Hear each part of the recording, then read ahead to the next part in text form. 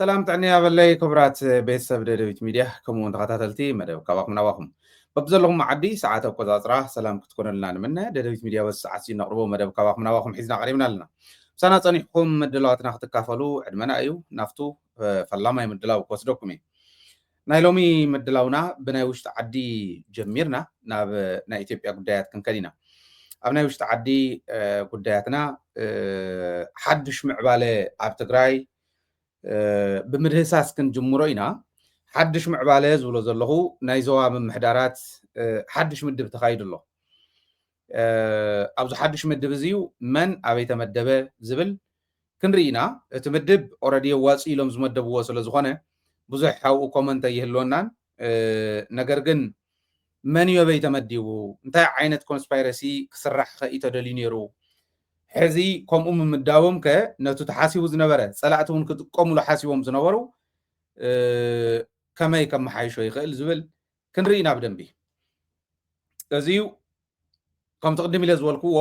ሓድሽ ምዕባለ እዩ ብዙሕ መብዛሕትኡ ማሕበረሰብና ውሽጢ ዓዲ ይሃሉ ኣብ ደገ ይሃሉ እውን ዘይሰምዖ እዩ ብደንቢ ግን ኩልና በብዘለኹም ኮንኩም ንስኹም እውን ብቴሌቭዥን ትከታተሉና እውን بيوتيوب تكتاتلنا ون كلهم ببزلهم مخونكم جمجموا نتون نحلف حقي عبد ديفيد ميديا فتصم مرداتها مرتوع زي بلو أي قربن مرتوع حيزنا قع نهزب زتك من نبلو أين حبين أين ترفن نهزب زي تكم جن مزم الكتم أكلات زراريبنا كإرم تلو إنان قبل ديفيد ميديا زي إسرو ما قتنا بلبي ህዝባዊ ተልእኾና ክንፍጽመሉ ብንኽእለሉ መንገዲ እንዳኸድና ኢና ንምክት ለዚ ኣብ ናይ ዞባታት ዝምልከት ክልተ ሓሳባት እንዳቕረብና ጸኒሕና ኢና ከም ደደቢት ቁፅሪ ሓደ እቶም ተመዲቦም ዝጸንሑ እስካዕ ሕዚ ዝሰርሑ ዘለው ናይ ዞባ መሪሕነት ደብዳቤ ተጻሕፈሎምን ጸኒሑ ንምንታይ ዘይጻሕፈሎም ወይ ዘይዋፅ እንተኮይኖም ከዓ ንምንታይ ዘይቕየሩ ዝብል ሕቶ ነይሩና ካልኣይ ናይ ዞባ መሪሕነት ኮይኖም ገሊኦም ብናይ ወዲ ወረደ ደብዳቤ ተኣጊዶም ጠጠው ኢሎም ዘለው እሞ ነቶም ዓፋር ከይዶም ሸፊትና ኢና ዝበሉ ሰባት መንገዲ ተኸፊትሎም መፅኦም ህዝቢ ዘበሳውስሉ ኩነታት ተፈጢሩሎ ንኣብነት ደቡብ ምብራቕ ኢልና ልዒልና ኢና ገሊኦም ከዓ ኣብ ናይ ዞባ ምምሕዳር ስልጣን ኮይኖም ዞባ ምምሕዳር ከመይ ከም ዝምደብ ስለ እንፈልጦ ኣብ ናይ ዞባ ምምሕዳር ስልጣን ኮይኖም ውድብ መዲባቶም መንግስቲ ኣፕሩቭ ዝገብረሎም ዘጽድቀሎም ስልጣን ኮይኖም ኣብ መሰጋገሪ ናይ መንግስትነት ስልጣን ኣይኮነ ናይ ዞባ ምምሕዳር ንስራሕ ሓሳልጦ ክጥዕም ተባሂሉ ኣብ ወረዳ ናብ ክልልን ዘለዋ መንግስታት ከራኽብ ናይ ወረዳ መንግስቲ ናይ ክልል እውን መንግስቲ ማለቶም ሰለስቲኦም ኣካላት እንተነኣሰ ዘለውዎ ስለ ዝኾነ ሕጊ መውፂ ሕጊ ተርጓሚ ሕጊ ፈጻም ዘለውዎ ስለ ዝኾነ እዚኦም ክልቲኦም ዘራኽብ ስራሕ ዘሳልጥ ኣብ ዞባ ብናይ ውድብ ምድብ ግን መንግስቲ እውን ኣጽዲቕዎ ዝግበር ዝወሃብ ስልጣን እዩ እዛ ስልጣን እዚኣ ሒዞም ህዝቢ እንተዘይበሳበስና ናዕብታት እንዳልዓልና መናእሰይ እንዳታለልና ፀረ ህዝቢ ትግራይ እንተዘይከድና ዝብሉ ሕሉፍ ሓሊፎም ፌደራል መንግስቲ ዝፅውዑ ንዓእቶ ፌደራል መንግስቲ እሞ ትግራይ ኣበሳብሲ ኢሎም ዝፅውዑ ናይ ዞባ መራሕቲ እውን ኣብ ዝረኣናሉ ኩነታት ነይሩ ነዚኦም ተቃዊምና ኢና ብግለሰብነቶም ኣይኮነን ዝተቃወምናዮም ታዘለውዋ ስልጣን ከምኡ ንኽብሉ ዘይተብቅዕ ምዃና እቲ ዝብልዎ ዘለውን ህዝቢ ዘይረብሕ ምዃኑ ከፋፋላይ ምዃኑ እሞ ንሕና ከም ተጋሩ ዘለናሉ ዓፀቦ ዘለናሉ ፀገም ምብትታ እንተይኮነስ ምትእኽኻብ ዝጠልብ ስለ ዝኾነ ኢና ንቃወሞም ፀኒሕና ለዚ በዚዩ ኣንጻር ተራእዩ እቲ ሕዚ ተገይሩ ዘሎ ናይ ዞባታት ምድብ እንታይ ይመስል ዝብል ክንሪኦ ኢና ትግራይ 7 ዞባታት እየን ዘለዋ ምዕራባዊ ዞባ ሰሜናዊ ምዕራብ ማእኸላይ ምብራቕ ደቡብ ምብራቕ ደቡብ ካብኡ ዞባ መቐለ ሕዚ እዚአን 7 መን ተመደበለን ክንርኢ ኢና ሓደሽቲ ተመደቡ እውን ኣለዉ ብርግፅ ንገሊኦም ነቶም ተመዲቦም ዝፀንሑ ደብዳቤ ጽሒፍሎም እዩ ኣብ ገሊአን ዞባታት ግን ሓደሽቲ እዮም ተመዲቦም ዘለዉ ገሊኦም ደብዳቤ ተጻሓፈሎም ገሊኦም ደብዳቤ ዘይተጻሓፈሎም ብዞባ ምዕራብ ንጀምር زوا معراب تخلاي قبر مدن يا مديباني راودب نجر جن تخلاي سرح فتصامي يو نحو واحد سرح فتصامي يو بسرح فتصامي درجة مراح طعمي وسبسب زخونة استقول على فه هلون الناس لزلوه عمي فتنا سلزلوه توزوا بسرح فتصامي يمراح تواهي توسين سلزنوري برتغلاي ما أخل كون سقبوي بتو زلوه بوزيشن درجة حزي من معرراي جيرات أودبون ود وردون منغستي يبلنان تغزياو محداري خصرقو زلوون ايتم زواتات اصدي قلو زلو حزي نتخلاي قيروم ودون قيرا نتخلاي كالي سراح اما اخل هيوا غدي زناو زبحال حاده تقلاساي مدي بالا نايزوا معراب غدي زناو تقلاسايو او غون هزو تسلفايو سلازي نتو زواون بدن بغير زفولطو ايو زردو ايو مس حزبو خوينو مس ملأ حزب تግራይ ኮይኑ ናይ ዞባ ምዕራብ ፀገም ክፈትሕ ዝኽእል ሰብ እዩ ካውን ላዕሊ የለን ካውን ታሕቲ የለን ወይ ክንዱ የለን ማለት ኣይኮነን ስልጣን ከም ትፈልጥዎ ሓደ ሰብ እዩ ዝወፆ ተወንበር ተኣኪብካ ወንበር ይኽወንን ስለዚ ካፍቶም ዝሓሹ ሓደ ተባሂሉ ወፂሉ ካፍቶም ዝሓሹ ሓደ ቦይነ ይኮነን ግን ከም መሓድሮ ኣብ ዓዲ ዘለው እውን ኣብ ደገ ዘለና እውን ተሓባቢርና ኢና ዝኾነ ይኹን ከባቢ ናይ ትግራይ نمحدرون حزبنا نافتو ندولي صفح نخوص نقبرن قد يزناو ناي معراب وزوا ممحدر خوينو تحاري اللو تمزيز اللو مالتي سامين معراب ولد أبرها تزنبرة ودب مديوات تزنبرة بوق أصيلا ودو وردو نزيقو اللو أصيقو اللو ولد أبرها زبال ما أخلا يزوا سيسا ينيرو كم زلوا زالي قلة تاو دبون سيا مديبا ودو وردون أصدقوا والله أب مبرق أو زوا فالسهاي لا ينير سهاي لا يتقال سايو ودبون مديبا تزنبرت ناويو نجرجن أيرم والله نفس سهاي لاي دكتور أبراهام ناف دوب زوا من محدار كوينو تمديو زنبره ندكتور ابراهام ناب مبرق او زوا مديبا ودب ود وردون اصدقوا والله دحرينا مقلن مسا ناوي خو يداف ساي لاي كتول نتخليهم ساي لاي خمس ولكم تقالاساي جغنا تقالاسايو حجون قالسو بدنبي بتغبار كواصلو ناب زخللو بوتا مديوم ملو نابي زبل انا بزلن مرداتا بروباغاندا ناي مقالي مسلني ግን እዚው ንቐጻሊ ምናልባሽ ናብ ካሊእ እውን ክቕይሩ ወስለ ዝኽእሉ ስኢልና ከም ዘለዎ ነጽንሓዮ ግን ብደንቢ ታውድቡን ኣሚናትሉ ዝመደበቶ ስለ ዝነበረ ሕጂ እውን ዓብዪ ስራሕ ከም ዝምደብ ምንም ጥርጥር የብለይን ዶክተር አብርሃም ግን ናብ ምብራቃዊ ዞባ ከይዱሎ ማለት እዩ መቐለ ዶክተር ረዳኢ እዩ ዶክተር ረዳኢ ክቕፅል ውድቡን ነጽሊ መዲባ ኣብኡ ጸኒዓ ኦረዲ ወዲ ወረደው ነጽሊቕዎ ከም ዘሎ እዩ ዘለኒ መረዳእታ ናብ ደቡብ ምብራቅ እንተመፂና ከላል ሓጋዚ ዝበሃል አይ ቲንክ ኣብ ሰሜን ምዕራብ ምኽትል ዝነበረ እዩ ከላል ሓጋዚ እዚኡ ተመዲቡሎ ደቡብ ምብራቅ ሕዚ ኣብ ናይ ደቡብ ምብራቅ ሕቶታት ነይሮም እዮም ዝሓለፈ ሃይላይ አረጋይ ይመስለኒ እንተዘይተጋጌቡ ሃይላይ አረጋዊ ወይ ሃይላይ አረጋይ እዩ ተመዲቡ ነይሩ እቲ ዋና ዞባ መማሓደርን ምኽትልን ወዲ ወረደ ኣይደለየሙን ኣልዒልዎም ስቂሉ ኣጊድዎም ንሳ ጌጋ እንድያ ነይራ ስኢልካይ እገድን ባዕሉ ብሲንግል ወረቐት እሞ ከዓ ክእግድ ከሎ በሉ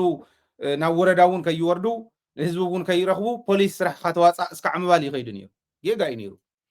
ኣነ ሕዚ ሌጋሲዩ ከፅብቕ እንተኮይኑ ኣብ እርጋን እንድኒየ ሕዚ ማለት ትዕድመ ምንም ዕድመ ፀጋ እዩ ግን ኣብ እርጋን ዘሎ እሞ ብቃልሲ ዝመፀ ሰብኣይ ስቂሉ ከም ልሕቲት ለወሶስ እንዳበለ ካብ ዝኸድ ሓግዙኒ ኣብ ዝጎደለኒ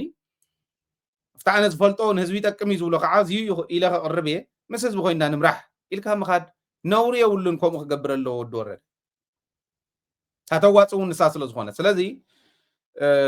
ዋላ ጌጋ እንተነበረት ከላለ ሓጋዝ ተቃላሳ እዩ ተመዲቡ ኣለዉ ኣብቱ ዘዋውን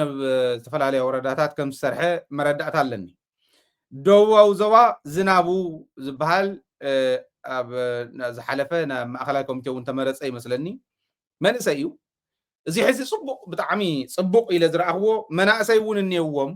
ነባራት ተቃለስቲ እውን እኒአዎም ማለት ሕውሱስ ዝበለ እዩ እቲ ናይ ዞባ ምድብ ታውድም እውን ኣመዳድባ ፅኑዓት ዕድመ እንተይኮነ ዓቕምን ቅንዕናን እዩ ንሓደ መራሒ ንኽምዘዝ ክገብሮ ዘለዎ ዓቕምን ቅንዕናን ስለዚ ብዓቕሚ ደረጃ ዝተመከሩ ብቅንዕና ደረጃ ዝተመከሩ ብተልእኮ ዝተፈተነ እንተኮይኑ ናይ ዞባ መማሓደሪ ማንም ይኹን ማንም ሽማግለ ይኹን መንእሰይ ይኹን ማእኸላይ ይኹን ዕድመ ኣፈላላይ ይፈጥር ጻድቃን እኮ ሽማግለ ሕምስምስ ደቢሉና እኒአን ሽማግለታት እዮም እዚኦም እሞ ሽምግልናኦም ከዓ ብቃልሲ ዝሓለፈ ዕድመ ዘለዎም እዮም ብትንትን ኣቢሎምና ደይን እዮም ጌታቸው እኮ መንእሰይ ክምደብ ዝኽእል እዩ ኣብቲ ክጅምር ከሎ ብፍላይ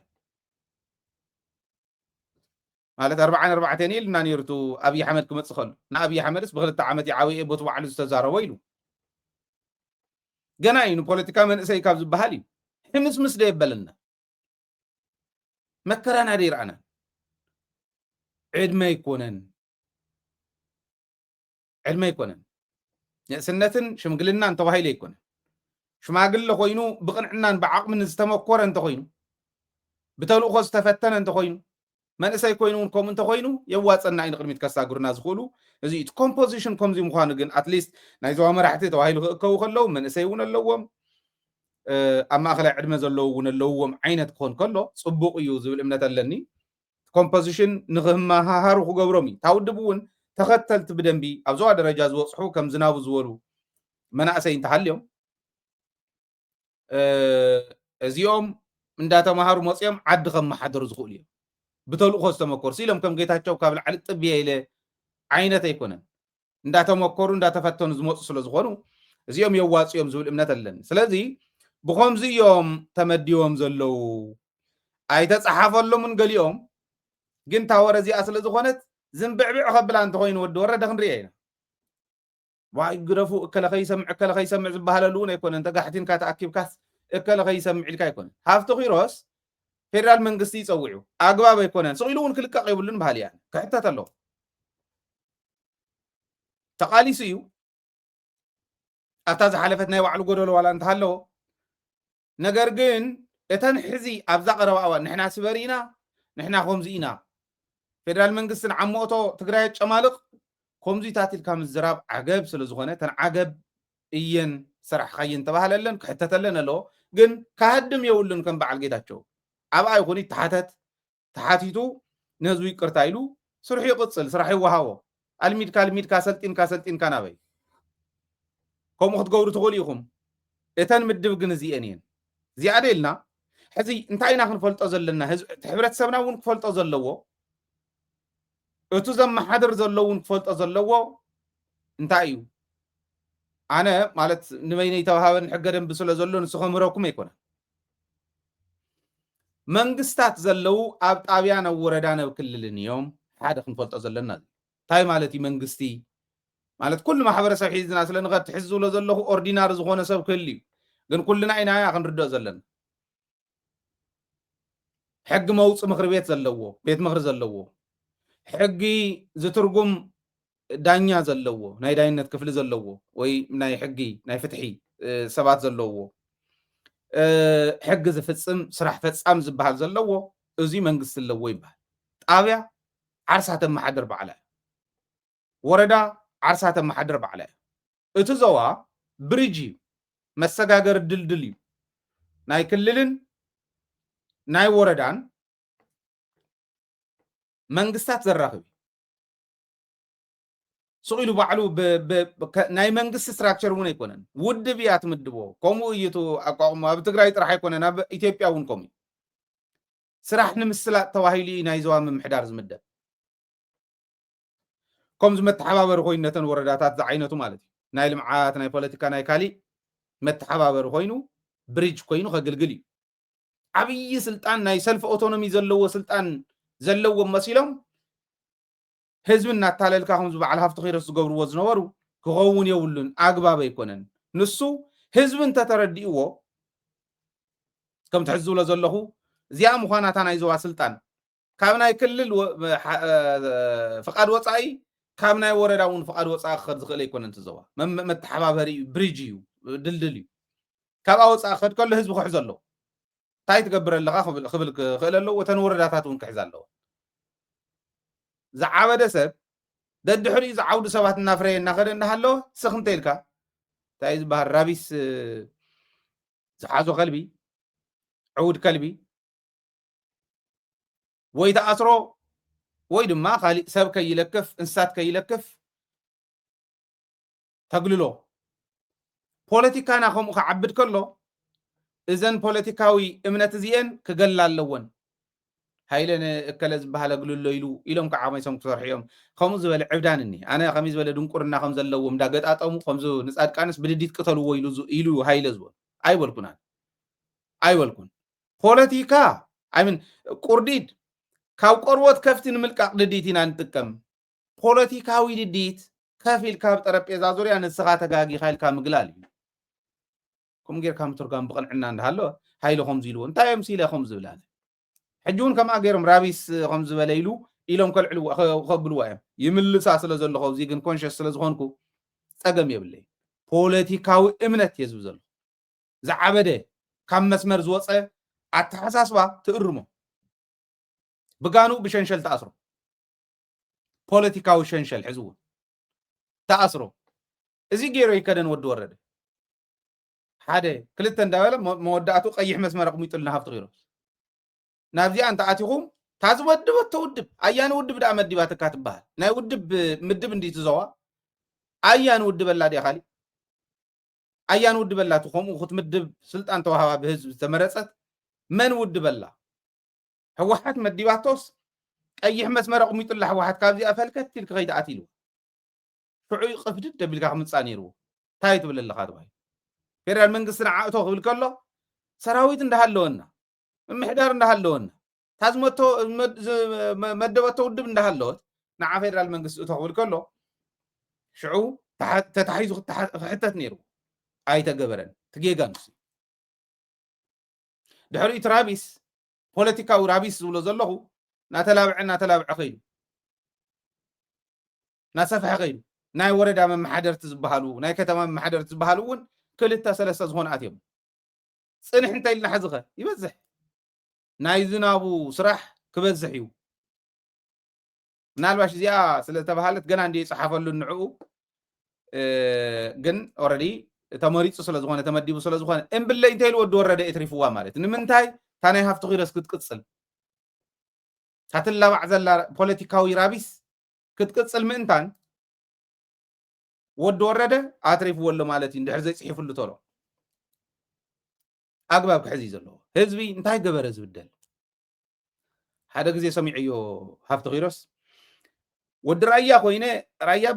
ብምምሕዳር ዓይኑ ዝቐይሕ እንተሃልዩ ናይ ባዕሉ ጉዳይ ኢሉ ኣነን ሃፍቱን መኔና ኢና ደቂ ራያ ኣቦይ ኪሮስን ኣቦይ ራፋይንን ክልቲኦም ራያነት እስኪ ይወዳደሩ እሞ ኣበይ ምዃነይ ክትፈልጠኒ ንዓይ ኣነ ከባቢ ኣሚነ ኣይኮነን ግን መኔና ኢና ደቂ ራያ እሞ ኣነ እንዲየ ኢለዮ ኣነ እንዲየ ደመቀ ዘውዲ ናይ ደቡብ ትግራይ ኢለዮ ግን ንዓይ ኣትቐርበን ራያ ብኸባቢ እንተዝኾን ነይሩ ጨምላቕ ዝኾነ ተሓሳስባ ዳኢተ ተሓሳስባ ከምኡ ዝበለ እምበር ራያ ንዓይ ተቐርበኒ ካብ ሃፍቲ ኺሮስ ካበይ ከም ዝመፀ ይፍለጥ ብትክክል የዛረብ ዘለኹ ግን ራያ ይኹን ራያ ንወለድ ዓጋመ ንወለድ እንድርታ ንወለድ ሽረ ንወለድ ሕሞራ ንወለድ ብዘይግድስ ትግራይ ኣብ ርእሰይ ተሸከምክዋ ትግራይ ትበሃል እያ እንደሞ ኣነ ኣስፊሐ ዝሪኣ ትግራይ ኣስፊሐ ዝሪኣ ትግራይ በዓልቲ ሓሙሽተ ብሄር ኢለ ዝኸይድ ተፈትዎ ተፀለቃልሰይ ንሱ እዩ ሳኽዓደይ ይሳኽዐን ከም ቃልሰይ ከም ዕርፈየ ፅኒዐ ከም ዝኸድክዎ ህዝቡ እውን ነብዚ ክንዲ ዝዓመሞ ዝኣክል ክሳኽዕ እዩ ሓሙሽተ ብሄር እዩ ዘለዋ ትግራይ ኣገውን ዓፋርን ዝበሃሉ ብሄራት ኣለውና ናብኢኹም ክድርብይዎ ዋላ ድሓንቲ መሬትና ስከደንበሎ ኣገው የብልና እንዲና ንሕና ዋላ ታሕዚ ዘላ ሽጉጥ ትመስል ትግራይ ኣገው የብልናን ዓፋር የብልናን እዚ ክሕሰበሉ ዘለዎ እንተኾነ እታ ናይ ቀደም ትግራይ እንዳሰፍሐት ከይዳ ዓፋር እውን ከም ክልል ኮንፌደሬት ዝገብረሉ ምስ ትግራይ ኣገው እውን ከም ክልል ኮይኑ ኮንፌደሬት ዝገብረሉ ምስ ትግራይ ብላዕላይ ዘሎ ኤርትራ ይኹን ብታሕታይ ዘሎ ቅማንት እዚኦም ብሓንሳብ ኮይኖም ብኮንፌደሬሽን ክነብሩሉ ዝኽእሉ ዓዲ ክምስረት እየ ዝደሊ ክንዱ ዝኣክል ትግራይ ብርእሰይ ዘሎ ኣይፀብብን ወዲ ራያ ስለ ዝኾንኩ ከምዚ ክብል ግን ኣይፍክረለይ ጌታቸውን ኣነን ነንመይና ኢና ንራያነት ኣነ ወዲ ራያ لما عنتي الزارب زلخون مجمريا غزي ግን ከምኡ ኢሎም ክፍክሩ ይኽእሉን ህዝቢ ክተታልሉ ይትኽእሉን እንድሕር ከምኡ ኢሎም ክኸዱ ኮይኖም ንመን ኢና ከም ዝበፅሓና ራያነት ክንሪኦ ንቁፀር ተተባሂሉ ድንቁርና እዩ ክንዲ ወሪድካ ግን ከምኡ እንተዝበሃል እውን መን በፂሕዎ እዩ መን በፂሕዎ ስለዚ ብደንቢ ምሕሳብ የድሊ مستوعب يدلي كم زبالة ورادة زخونة بوليتيكا وكايدا أي تقمنا نتقرأي أي تقمن أنا ود زخونة خباب سلا زخون كسم زخونة خباب وجينا ودا يفلتن تاتقرأي كم تازولكم زلخو تازلات أيوات الناس يقف حق زلخو نفتانو برتي كمينا هنكت زلنا خمزي زول سبات سئلكم بستعجزكم ممكسري داخفلنا يمكن بردأكم أصيب قدامي ورع من لاش غير واخفين ورع ملاش كمزي غيرو ጳጳስ የተመደበሉን ሞኖክሴታት አይሞንኮሱን ብዙሓት የለውን ከምዚ ብለና ነይሩ ንዓዲ ግሮሞ ጵጵስናስ ቢብፃሕኻ ኮይኑ ብቕዓት ኮይኑ ፈጣሪ መንፈስ ቅዱስ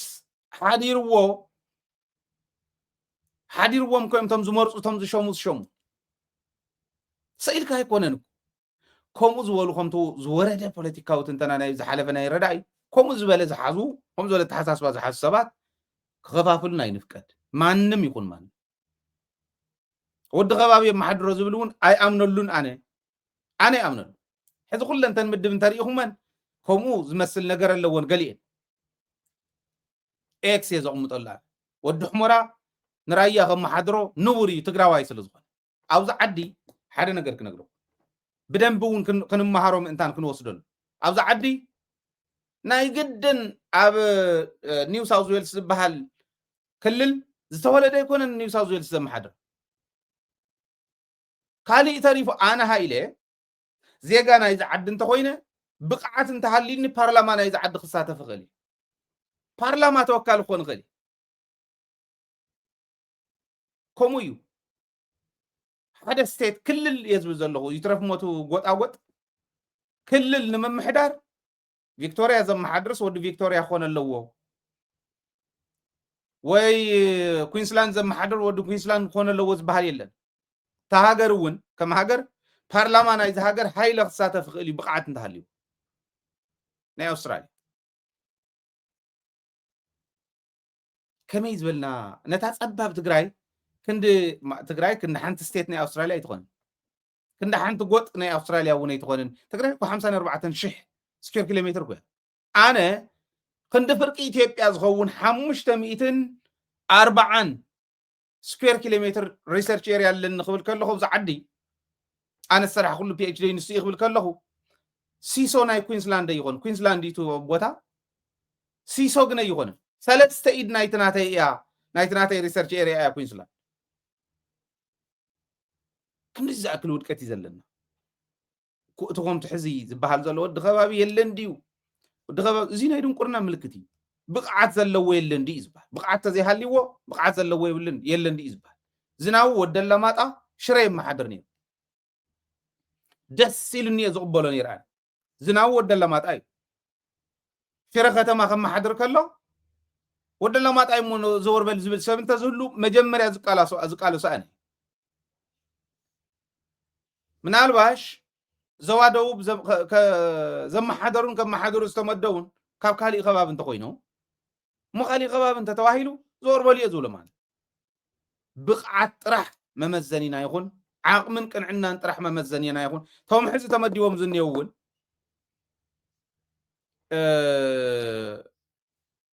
بقعت زي هاليوم خالي يغير بقعت زلو حيل يغير بقعت زلو سب يغير كباب زبال كبر اسنا نوصايو مانم يكون مانم اي تقمنان كينوارد كينودق كنعب انتخوينا كنمعبل انتخوينا رئيس امبر ناي كباب الشفان تشفين زمص ፍጹም ንቅድሚት ክወስደና ይኽእልን ዓውዚ ኩልና ክንጥንቀቕ ኣለና ዝብል ንሓስ ካልኣይ ነጥበይ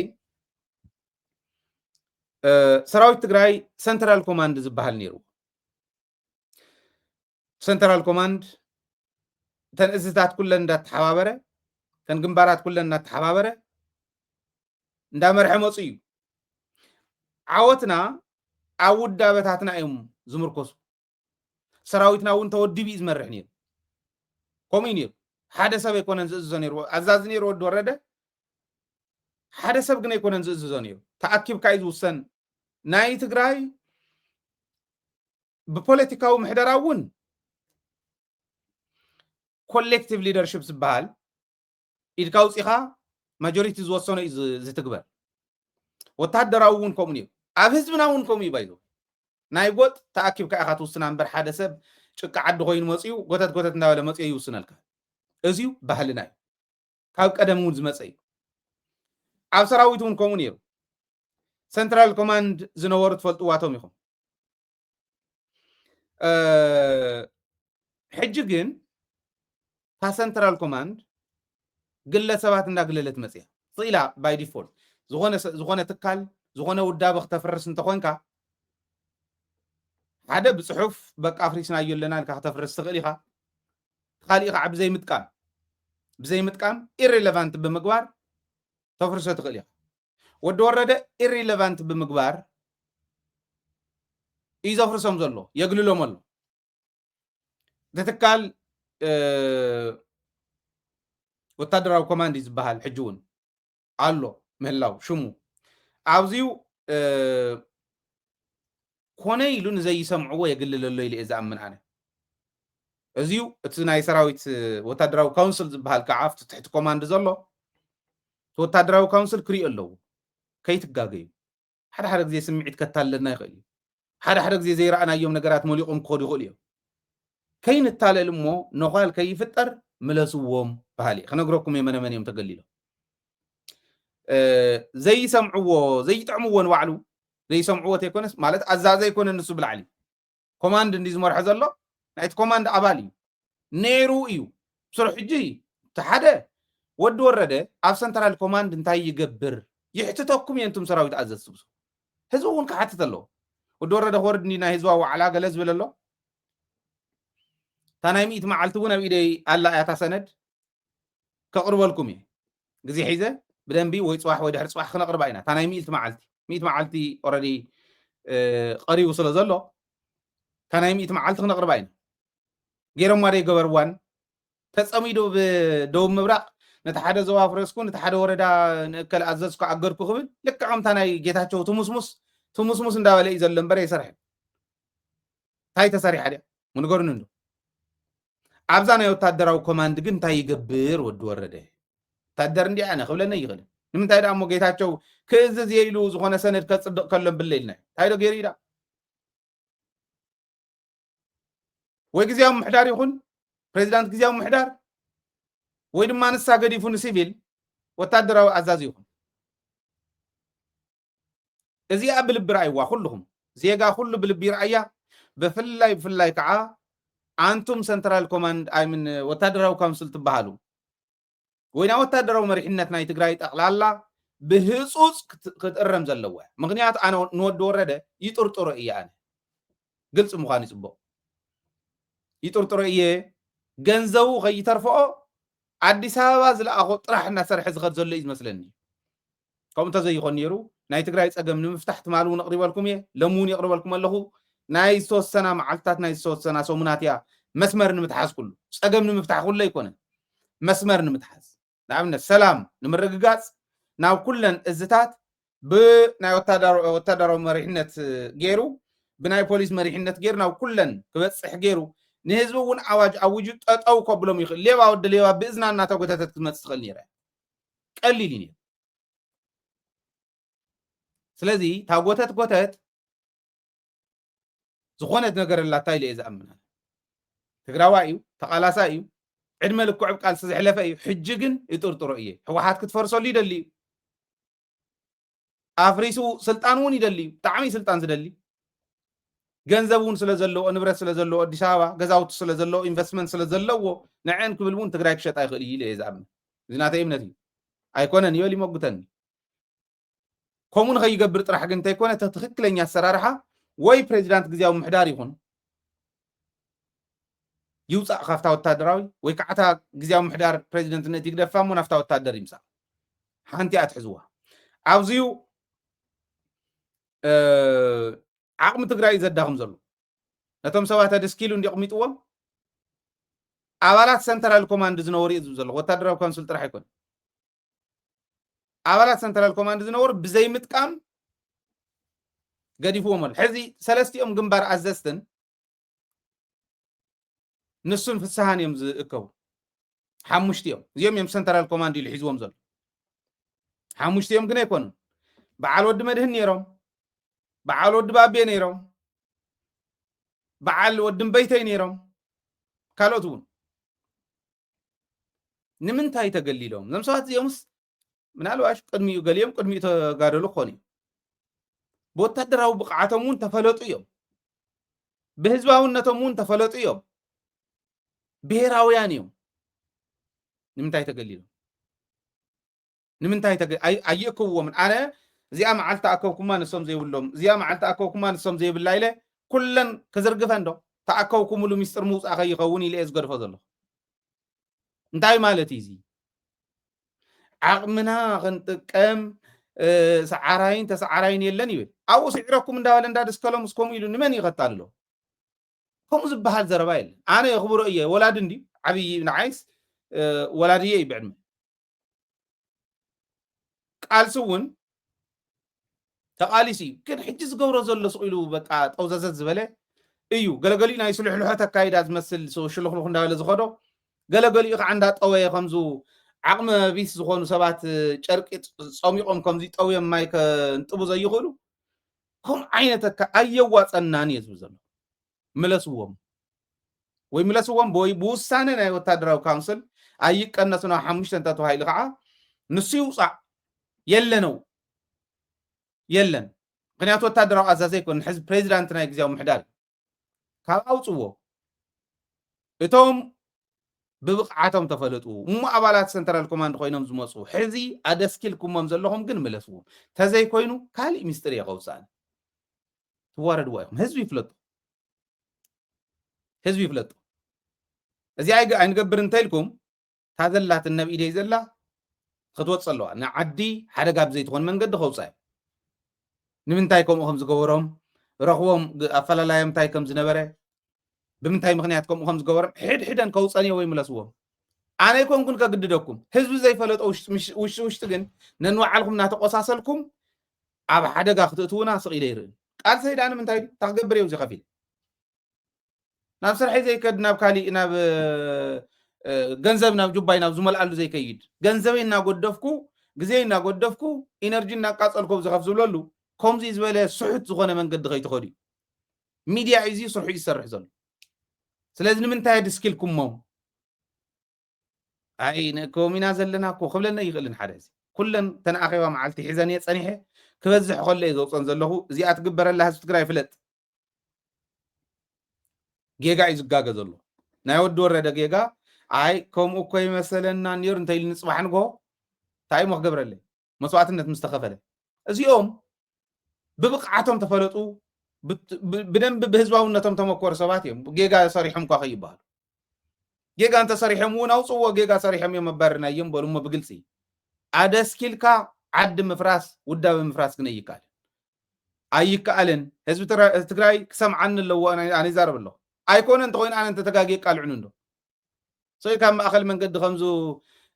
ከም ክንቲት ምፍኳስ ከም ወደንጥሩ ከምኡ ዓይነት ዝበሃል ነገር የለ ኣብዚ ኣመርትዖ ዘይብላ የለ ኣውፃየ እንተን መዓልቲ እንተልኩምኒ ክድሕድሐ ንኽእል እየ ጌጋ ግን ይግበር ኣሎ ውዳበታትና ይፈርስ ኣለዋ ዓቕሚ ዘለዎም ሰባት ዳስኣና ትማሊ ምስ ናይ ሃይማኖት ቦታት ይብል ነይሩ ብቅድሚ ትማሊ ይዘራረብ ነይሩ ካብ ሃፀይ ዮሃንስ ጀሚሩ ነንባዕልና ከምዚ እንዳበልና ገለ ይብል ኣብ ኣደይ እኒኻ ነድስኪልካዮ እሞ ብዘይምልከተካ የለኻ ንስኻ ኣካብናይ ሰራዊት እውን እዩ ዋ ኣታ ጉድ ኮይ ተረኺቡኒ ኣዛዚ ናይ ሰራዊት እውን ኮይኑ ክሰርሕ ይደሊ ፕሬዚዳንት ግዜያዊ ምሕዳር ኮይኑ እውን ክሰርሕ ይደሊ ንምንታይ እያ ትብል ኣብ ድሓር ኣላትን ሓንቲ ነጥቢ ኣብኣ ኸልዕለኒ ጌጋ ይግበር ኣሎ እንተይፈረስና ንኣር ንቦ መልእኽተይ እዚዩ ኣነ ኢለ ኣለኹ ተዛሪበ ኣለኹ ተሓቂ ውፅየ ኣለኹ በብመድረኹ ሕተቱ ቀይርዎ ኣስተኻኽልዎ ወታደራዊ ካውንስል እውን ይርኣዮ እንታይ ገይረምኹም ዋዞም ሰባት እዚኦም እኮ ዘይንሶም መሲሎም ወድም በይተይ ስኩዘር ኣብነት እየ ዘልዕሎ ዘለኹ እምበር ስሩ ብህዝባውነቶም ብምንም ዓይነት ፈተና እንድሕሪት ዘይብሉ እዮም ኩሎም ዓለ ወዲ ባቢዮ ዓለ ወዲ መድህን ካልኦቶም ወድም በይተይስ መጀመርያ ነቲ ሰራዊት ነቲ ናይ በቃ ኣፉን ዕርበትን ምስ ኮነ ወዲ ወረደ ትግራይ ኮይኑ መግለፂ እንዳሃበ ንሰምዖ ነርና ኢና ኣብቲ ኩናት ክመፀን ዘስልጠነ ነቶም ፍሉይ ሓይሊ ግን ወድም በይተይ እዮም ኣሰልጢኑ ክብተን ከሎ ግን በይኑ ጥርሑ እዮም ሰደሙ ኣዛዝ እውን ኣይኮነን ባዕሉ ሰልጢኑ ድሓኒ ኢሉ ከይዱ ሞይስ ናይ ባዕሉ ሰራዊት ምስ ሓዘ ከዓ ከፋፍል ተባሂሉ ከማደ ኣይኮነት ነይሩ ብጣዕሚ ስትሮንግ ዝኾነ ሰራዊት ዝሃነፀ ካብቶም ከምኡ ዝሃነፁ ሓደ ኣይኮነን ነይሩ ደስኩም ጌታቸው ዝሕዝሎ ዝነበረ ቢልዮን እንታይ ክንደይ ቢልዮን ዝበለ ከምኡ ስለ ዝገበረ ኢኹም ኣቢልኩም ድማ ተፃሪልኩም ኢኹም ተፃሪፍስ ዋ የለን እኮ ምንም የለን ናትካ ኣፃሪና ክወዲና ኢሉ ወይ ጌታቸው ኣብ መድረኽ ኣብ ቅድሚ ህዝቢ እንታይ እዩ ግሊልዎም ዘሎ ንምንታይ ኢኹም ክተደስክልዎም ሓሲብኩም ብሄራውነቶም ንክግለሉ ይገብሮም ዲሕዚ ጌጋ እያ ኣስተኻኽልዋ ባህል እያ ወታደራዊ ሳይንስ ንስኹም ትፈልጥዎ ውዳበ ግን ኩልና ኢና ንፈልጦ ውዳበ ኩልና ኢና ንፈልጦ ጥቕሚ ውዳበ እውን ኩልና እዩ ዝርዳእና ጌጋ ትገብሩ ኣለኹም ጌጋ ጌጋ እዩ ኩሉ ግዜ ተኻሊእ ካብኡ ካብ ሰራዊት እንተይወፃና ናይ ሰራዊትን ናይ ሕወሓትን ናይ ግዜያዊ ምሕዳር እንተወፃፂኦም ሰለስተ ተወፃፂኦም ትሽዓተ ዝኾኑ ሰባት ትግራይ ከመሓድሩ ብድሕሪት ኮይኖም ኢነሰንስ በቃ ናይ ሓሳብ ህዝቢ ናይ ምትሕባር ካሊእ ንሶም ክሰርሕዎ ፖለቲካ ገለ ንሶም ክሰርሕዎ ግዜያዊ ምሕዳር ኣፍታ ዘላ ኩነታት ናይ ውዕል ፕሪቶርያ መሰረት ገይሩ ንምፍታሕ ክጎይ ሕወሓት ፖለቲካዊ ቃልሳ ክትገብር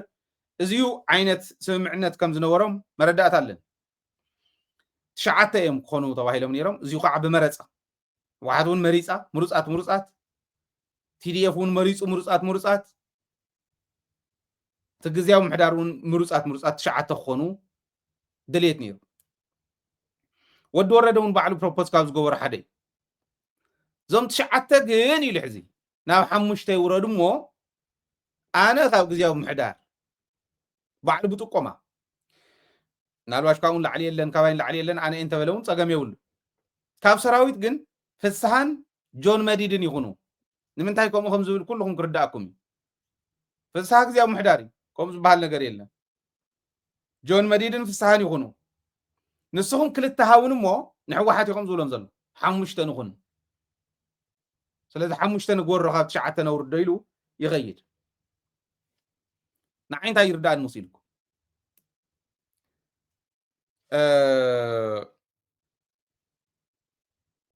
ሓደ ብመረፃ ክግበር ዝብል ስምምዕነት ነይሩዎም ብመረፃ ዘይኮነሉ ብምድብ ንምንታይ ኮይኑ ዝብል ሕቶሕተቱ በዓልኩም መልስዎ ንዓይ ዝርዳእን ኣለኒ ግን ናተይ ርዲእ ጥራሕ ካብ ክኸውን ኩልና በብዘለናዮ እስኪ ንገምግም ንምንታይ እዩ ብምደባደል እዩ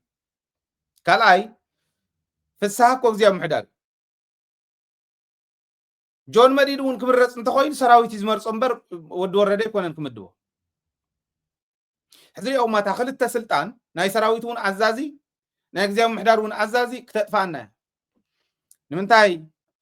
ሪኢኹም ንዓይ ዝመስለኒ ክነግረኩም ኣነ ትፅምዶ ብልቢ እየ ዝድግፎ ሓደ ክፋል ማሕበረሰብ ኢንተርቪው ምግባር እውን ስለ ዝጀመርና ኦልሬዲ ኣብ ኢደይ ስለ ዘሎ ፀኒሐ ክመፀኩም እየ ገለገሊኡ ስክፍታ ዘለዎ ኣሎ ኣብቲ ፅምዶ ምክንያቱ ኩናት ከየምፁልና ዝብል ኩናት ትመፅእ እንተዘይተፃሚድካ እያ ኩናት ትመፅእ እንተዘይተፃሚድና መላፍንቲ እንተዘይሃሊና እዩ ድኹማት ምኳንና 360 ዲግሪ ክንክበብ ንኽእል ምኳንና እንተተፈሊጥና ጥራሕ እያ ኩናት ትመፅእ ኩናት መንዲ ከምፃልና ተኣኪብናት ንኢትዮጵያ ንውቃዓያ ኣይኮነን ናይ ፅምዶ ድሌት ተዕላማ ንሱ ኣይኮነን ሓደ ቆልዓሪ ኣለኹ እከለ ክብል ይደልን ኣብ ዝኾነ ሚድያ ከይድስ ትፅምዶ ንሕና ክንዛረበሉ ኣለና እምበር ኣብኡ ዘየለ ሰብ ክዛረብ የብሉን ኣብ ደደቢት ሓደ ሰባት ኢንተርቪው ይግበር ኢሉ ኣነ ጀሚረ ካብኡ ንቅድሚት ዕሬ ቀዲመ ማንዘስ ቀዲመ ማለት ኣዋርሕ ቀዲመ ካብቲ ቆልዓ ንሱ ሕዚ ተላይኹ ሕዚ ኣይፈልጦን ነይሩ ተውሳኹ ውሽጢ ምሽጥሩ ምስ ተወድእ ንዓበል ተባሂሉ ኣብርሃ ተኽሉ እዩ ከተባሂሉ ነይሩ ኢንተርቪው መጀመርያ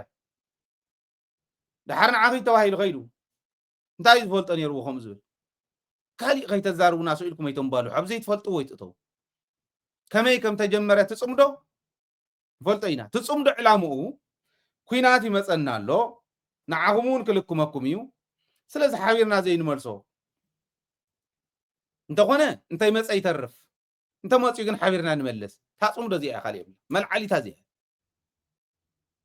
ኢትዮጵያን ኤርትራን ተባኣሱ ድሕሪ ኦፕሬሽን ኣሉላ እዩ ማዓህተ ፅዋሪ ወሲድሉ በለ ፅዋሪ ሃበኒ ድሓን ሕዚ ወፂና ኣለና እዩ ተባሂሉ እቲ እውን ተኮሊፍና ኢሉ ኩሎም እዮም ተኮሊፎም ብቅልፅም ትግራዋይ እዮም ተኮሊፎም ስኢሉ ኣይኮነን እዚ ምስ ኮነ ኣፅዋሪ ምስ ወሰደሉ ካብኡ ተፈላለዩ እንዳሰፍሐ መፅኡ ተባኢሶም ብዙሕ ናይ ቃላት ምውርዋር ነይሩ ብዙሕ ረኽቢ ሽምግልና እውን ነይሩዎም ዊልያም ሩቶ እንተይተረፈ ናይ ኬንያ ኮ ኸይዱ ክሽምግል እዚ ኣይኮንን ምስ በለ ታጌታቸው ከይድዋ ዝነበረት ጉዳይ እውን ምስ ፈረሰት ከመይ ተገይሩ እዩ ተላዒሉ መን የልዒልዎ ኣብ ዘይትፈልጥዎ ይተሓምዝቑ ካሊእ ክንዛረብ ኢና እንተቐፂሎም ክነግሮም እያ ከመይ ከም ተጀመረ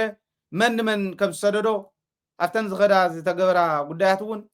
ፈልጠን እየ ዓወፅ ወፅሟል የለን ትፅምዶን ኣይኩልና ህዝቢ ትግራይ እዩ ዝፃመድ ዘሎ ንምንታይ ኩናት ከይመፁ እዚኣ ሓዝዋ ንህዝቢ ርእቶ እውን ስለ ዝተቐበልና እሞ ገለገሊኡ ዘይተረድኦ መሲሉ ስለ ዝተረኣየና ክነቕርብ ኢና ኢንተርቪው ናይ ህዝቢ እንዳተንተና ማለት በዚ ክንከድ ኢና ካብ ወፃኢ ግን ኣብዘይ ዓቕሞም ስኢሎም ንላዕሊ ዝምጠጡ ቆልዑ እኒዮም ዓቕሞም ተሸከሙ ኣብ ዘይትፈልጥዎ ይትእተው ክንዲ ደደቢት ሚድያ ፖለቲከኛ እውን ባዕሉ ንደደቢት ሚድያ ቀዲሙ ነዛ ፅምዶ እዚኣ ብውሽጢ ይኹን ብቁሉዕ ተዛረበ ዝሰርሓላ የለን ንዓ እንተ ደሊ ካብዚኣ ተማጎት ወይ ንሃይለ ሰሓቦም ናብ ዝኾነ ሚድያ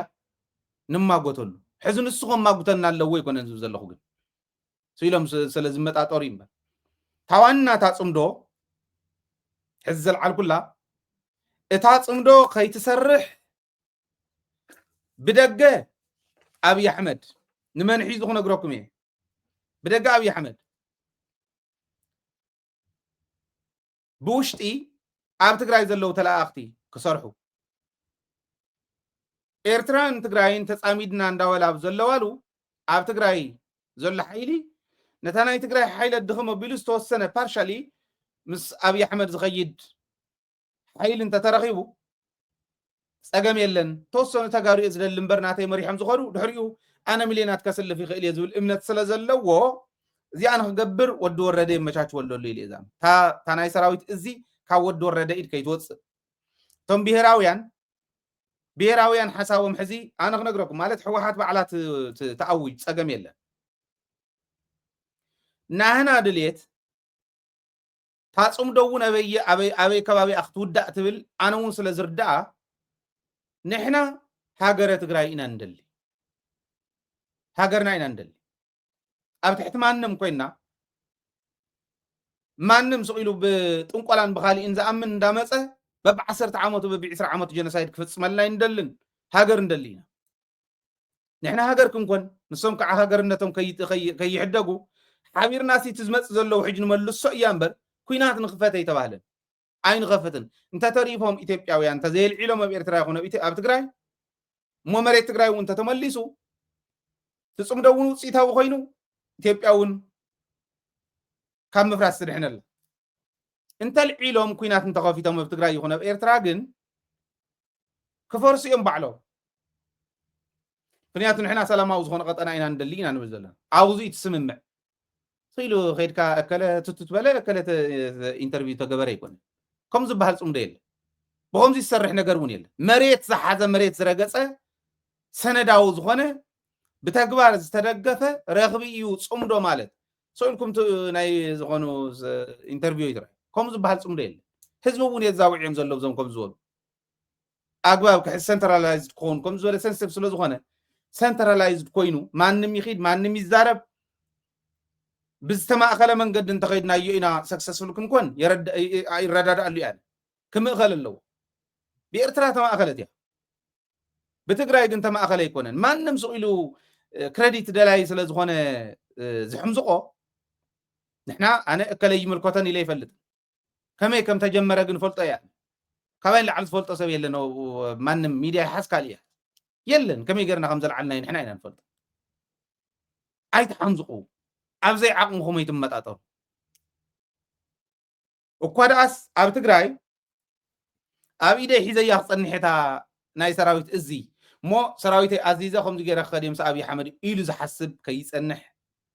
ሰራዊትና ብብሄራውነት ክንን ኢሉ ዝበሰለ ሰራዊት ይሃልወና ከምኡ እዩ ብርግፅ እቶም ገለ መራሕቲ ግንባራት እውን ከምኡ እዮም ጌጋ ግን ከይፍጠር ምእንታን ቀዲምና እዚ ንብፅሓሉ እታ ናይ ወዲ ወረደ ኣብ እዝን ኣብ ወታደራዊ እዝን ኣብ ግዝያዊ ምሕዳር ፕሬዚደንትነት ኣነ ኣይፈተኽዎን ተነካይዳ እውን ኣይፈተኽዎንን ወይ ህዝባዊ ይኹን ህዝቢ ደግፎ እታ ውድብ እውን ትደግፎ ኩልና ደገድ ውሽጢ ዘለና ንደግፎ እታ ስልጣን ሓዲአን ይሓዝ ክንድግፎ ህዝባዊ ኮይኑ ሓዲአን ስልጣን ሒዙ ክንድግፎ ብቕዓት ኣብ ዝሰኣነሉ ብቑዓት ሰባት ይእቱ ንኣብነት ኣብ ሰጀስ ጌርና ነርና ብቐዳም ሰጀስ ዝገበርናዮ እንታይ እዩ ወዲ ወረደ ዘረባ ይኽእልን ደብረፅዮን እውን እንተዝኾን ከማ ይኽብል ነይረ ኣነ ዓቕሞም ይዛረቡ እንዲዮም ግን ፕሬዚዳንት ቤት ፅሕፈት ናይ ፕሬዚዳንት ወሃቢ ቃል ተባሂሉ እንተተቐፀረ እንታይ ፀገም ኣሎ ንሳቶም ብቕንዕና ይመሓድሩ እቲ ናይ ፕሬዚዳንት ቤት ፅሕፈት ዝቕፀር ዓቕሚ ዘለዎ ብኩሉ ቋንቋ መብርህ ክህብ ዝኽእል ክድገፎ ዘለዎም እውን ክድግፍ ዝኽእል ዓቕሚ ዘለዎ ሰብ እንተኣተወ እንታይ ፀገም ኣሎ እንታይ እዩ ትፀገሙ ብኩሉ ቋንቋ ክረዳዳእ ዝኽእል ዓቕሚ ዘለዎ ኮሚኒኬት ገይሩ ህዝቢ ከርድእ ዝኽእል እንተኾነ እንታይ ፀገም ኣለዎ ከምኡ ቁፀሩ ኢልና ገንዘብ ስኢሎም ኣልባሌ የጥፍዎ ኣሎ እዚ ክኾነ ኣለዎ ከምዚኣ ጌርና እንተኸይድና ኢና እንተዘይኮይኑ ግን እታ ናይ ኣብዪ ኣሕመድ ሓሳብ ሕዚ ክሕውሳ ናፍታ ወዲ ወረደ ዝኸዳ ዘሎ ንፃድቃን ኣምፅይዎ ኣሎ ፃድቃን መፅኡ ዘሎ ንክልተ ፐርፐዝ እዩ ሓንቲ ፓርቲ ባዕሉ መስሪቱ ስለ ዝነበረ ባይዘወይ ቅድሚ ኣብቱ ብጣዕሚ ፅዕፅዕ ዝኾነ ቃል ሰብ እንካይደሉ ደደቢት ሚድያ ፃድቃን ጌታቸውን ሕወሓት ንምፍራስ እምበር ዓዲ ንምምራሕ ኣይኮኑ ዝኸዱ ዘለዉ ክንብል ከለና ኣብ ዱባይ ዓይኑ ክሕከም ከይዱ ንወፃእ ፃድቃን ንዱባይ መፅኡ ብኡ ገይሩ ኣብ ዱባይ ኣብ ዝነበረሉ ስለታ ፓርቲ ፈሊጣ ኣነ ኣኼባ እውን ነይርዎም እዩ ፓርቲ ትምስረት ኣላ ህዝበይ እዩ ምስክረይ ፓርቲ ምስረት ኣሎ ሓድሽ ፓርቲ ፃድቃን ዘለዎ ጌታቸው ዘለዎ ጌታቸው ንደቡብ ከባቢ ክሕዝ ፃድቃን ንዓጋመ ከባቢ ክሕዝ በየነ ናብ ሰሜን ምዕራብ ከባቢ ክሕዝ ከምዚ ገይሮም ክኸዱ ተማኺሮም ሙሉ ብደንቢ ገይሮም እዮም ሕወሓት ዳሕዲሖም ናይ ባዕሎም ፓርቲ መስሪቶም ክኸዱ ጀሚሮም ሓድሽ ፓርቲ ክምስረት ዝብል ኣብ ቻናል እናረኣይዎ እተው ኣብ ዩቱብ ቻናል እናረኣዩ ሰርች ክትገብሩ ከለኹም ሓድሽ ፓርቲ ክምስረት ኢልኩም ተፅሒፍኩም ወይ ሓድሽ ፓርቲ እንተልኩም ክመፀልኩም ሰርች ኣብ ዝብል ሰርች እንተገይርኩም ቀደም ኢና ሰሪሕና ናይ ባዕሊ እታ ስምረት ትበሃል ሕዚ እዛ ሸዋየ ናይ ፃድቃን ፕሮፖዛል እያ እዚኣ ክትምስረት ብደንቢ ገይሩ ክሕግዝ ይመፅእ ሓደ ንሱ ፀዊዑ ዘምፆ ግን ኣብዪ ኣሕመድ እዩ ኢታማጆር ሹም ስለ ዝነበርካ ኤርትራ ክትውረር ከላ ዝነበረ ክፍተትን ጥንካረን ትፈልጦ ኢኻ ሳሞራ እውን ኣብዚ ስለ ዘሎ ምስኡ ኮንኩም ተማኺርኩም ክትሕግዙን ኢኹም ካልኦት እውን ስለ ዘለው በዓል ዮሃንስ ገብረ መስቀል ስለ ዘለው በዓል እከሊተ ስለ ዘለው በዓል ወደ ሸብረ ስለ ዘለው ተባሂሉ ኢተፀዊዑ መፅዩ ኣብ መንጎ ኢትዮጵያን ኤርትራን ክግበር ዝኽእል ኩናት ኣይተርፍን ሕዚኣ ተፍርሕታ ናይ ትግራይ ከዓ ኩናት ኣይተርፍ እንተኢልና ሞ ንሕና ዳ ናብቲ ኩናት ዲና ንኣቱ ዘለና ይብል حسبون إيرتران إثيوبيا تجري زي رجع صح حلفا يخل ትግራይ ረጊፁ ክሓልፍ ተደልዩ ከዓ ንትግራይ ዓውደ ኩናት ትገብር እዩ ዝደሊ እንታይ ደኣ ንግበር ብትግራይ ወንዘር ኢልካ ይተሓልፍን ምክንያቱ ንሕና ዓውደ ኩናት ክንኮነ ይንደልን بعفار غير ديكرن دار حريه تخري وين بعلو قلل تواغات يكون زيايا صادقان زمصلا ورار ኢትዮጵያ ወራር ብትገብረሉ ንኤርትራ ክሕግዝ ኢታማጆር ሹም ኮይኒ ስለዝፈልጣ ኣብ ቃል ስብ ደንብ ስለዝፈልጣ መልክዓ ምድሪ ዝፈልጡ ተባሂሎም ጀነራላት ናይ ኢትዮጵያ ሕዚ ቁርጥ ብቁርጥ እዩ ኢትዮጵያ ከመይ ገራ ከም ትሽውድ ትፈልጥዋ ኢኹም ከምኒ ቶም ስቂሎም ትልትል ዝብሉ ብዝመፅዎ ዝዛረቡ ከም በዓል ወደን ጥሩ ግደፍዎ ديس كاي نايت مالي جنا عندهم حد اب بي بي سي انترفيو جيروس انا انترناشونال جنرالي سمعوه موزي دسنه تبلو كان زلو حز نسخم ناي بعلكم تاع حيلتا تግራይ ዝነበረ ተገሚዕኩም ናይ ባዓልኩም ዕጡቅ ሓይሊ ኣለኩም እቶም ህወሓት ዝበሃሉ ብደብረጽዮን ዝምራሕ እንደገና ምስኦም ዝወገኑ ዝተዓጠቁ ሓይልታት ኣለዎም ካብ በሰላታት ኩናት ዝሓወየ ትግራይ ዳግማይ ናብ ኩናት ሕድሕድ ዘእትዋደ ይኮነን እዛ ካይዳዚ ايتوان خمي ايتوا مثلكي نحنا انا انترناشونال جنرالي ويدي انترناشونال جنرال كوينه نايت بي ال اف مليشيا كون ايدل ده جنرالነት انترناشونالي እቶም ናብ TPLF ውድብና ኢሉ ዝበሉ ናይ TPLF ሚሊሻ ሃም ዝኾነ ዝቆጥሮ ቆሚዮ ንምልሻነት ድማ ኣነ ይቕበለን ስለዚ ክትተወሲኢኹም ማለት ድዩ ንሕድሕድኩም ኣነ ድማ ኣብ ትግራይ ድማ ብሰላማዊ መንገዲ ምዃነ ይከኣልን سلام መንገዲ ምዃነ ባይ ዘ ወይ ጀነራል ፍሳሐ ከይሰምዖ የፈሪሕ እዚ ኣሰሚዕዋ እንተኮይኑ ጀነራል ፍሳሐ ማንጅስ ብጣዕሚ ክስሕቕ እዩ ምክንያቱ ኣብ ትሕቲ ጀነራል ፍሳሐ ማንጅስ ኮይኑ እዩ ክፍለ ጦር መራሕ ነይሩ ማለት ባዕሉ ይዕብይዎ ክበሃል ከኣል ፍሳሐ ማንጅስ ሕዚ ባዕሉ ዝዕወዮ ናብ ጀነራልነት ዘብፅሖ ፍሳሐ ማንጅስ ከሰምዓ ከሎ ነዚኣስ ፍሳሐ ማንጅስ ናይ TPLF ምልሻ እዚዩ ናይ ኢንተርናሽናል ጀነራል ትማሊኡ ጀነራልነት ብርጋዴር ጀነራልነት ተቐቢሉ ኮሎኔል ኔሩስ ከዓ ቀረባ ሕዝነቶም ንዓመታት ጀነራላት ዝኾኑ ዓለም ትፈልጦም ካብ ኩሉ ዓለም ዘሎ ጀነራል መሪፃ ብናይ ዩናይትድ ኔሽን መዲባቶም ሽሞም ክትፅውዖም ከላ ከቢራ ትፅውዖም ጀነራላት ምልሻ ኢልዎ ትማሊ ናብ ጀነራልነት ተውፅሖም ምሂሮም ፍሳሐ ማንጅስ ናብ ዘብፅሕዎ ታሪኹ ክነግረኩም ዝቕፅል ማለት በዚ ዝውዳእ ስለ ዘይኮነ ጉራ እንዲ ምስ ተስፋይ ንጉስ እዩ ዝከራኸር ባይዘወይ ማዕረ ክርክሮም ከምኡ በቃ ሓላፍ ምፅዋት ደስ ይዝብሎ ግን ብልዕልዩ ስለ ዝኾኑ ብዕድመ እውን ብስልጣን እውን በታመዝነት እውን ልዕልዩ ስለ ዝኾኑ ሓሊፈዮም ከምኡ ዘይኮንኩ ዝብል ትምክሕቲ ነይርዎ ብዓዲ ታናይ ገንዘብ ሓንቲ እያ ገንዘብ ዝኾነ ቻሪቲ ቋቂመስ ገንዘብ ካፍቲን እንዳምፅኦ ክበልዕ ኢሉ ሕጊ ስርዓት ነትሕዞ ኢሎሞ ተመፃሊቶም እዚኣ እንዲያታዋና ተኻልኢቲ ግን ፍንሕ ምባል ይፈቱ ባርኔጣ ጌርካ ገለ ኸዘራ ከም ዝናገበርካ መኻድ ይፈታ እዩ ባዕሎም ቶም ዕሩኽቲ ዘረወ ካብኡ ዘየለ ነገር ኣልዒሉ እንዲዝሕሱ ወዶ ውፅኡ እንዳሃለወ ወዱ ኣትዩ ካብ እስር ቤት ትወዱ ኣብተን ካብ ኮምቦልቻ ካብ ገለ መፅን ተባሃላ ስጠልቆምቆም ኢሉ ትወዱ ኣሲሮም ኮማንዶ ሒዙ ዓጀብቲ ሒዙ ከይደ ውፅዎ ሕግን ስርዓትን ዝፈልጥ ይመስልኩም እዚኡ ክዛረብ ከሎ ካብኡ ኢንተርናሽናል ጀነራል ቶም ልዕልዩ ዘለዉ ናብኡ ዘውፅሕዎ ናብቲ ሕዚ በፂሕዎ ዝኒሄ ናብቲ ሕዚ ዝጉረነሉ ዘሎ ሽም ናብቲ መዝነት ንሱ ዘውፅሕዎ ጀነራላትስ ምልሻ እዮም ናይ TPLF እዩ ተዝገርም ግን ናይ TPLF መሰረታዊ ውዳበ መራርሓ ኮይኑ ይፀኒሑ ኣነ መርትዖ ኣለኒ ኣይኮንኩን ይበል መርትዖ ኣለኒ ሕጂ እውን ከይዱ ንዓዲ ምስ ከደ ይሄው ወረቐተይ ናይ TPLF ኣባል እሞ ኣባል ግበርኒ ኢልዎ መዝግቡን ኢልዎ ከም ካልኣይ ትምዝገብ ኢሎሞ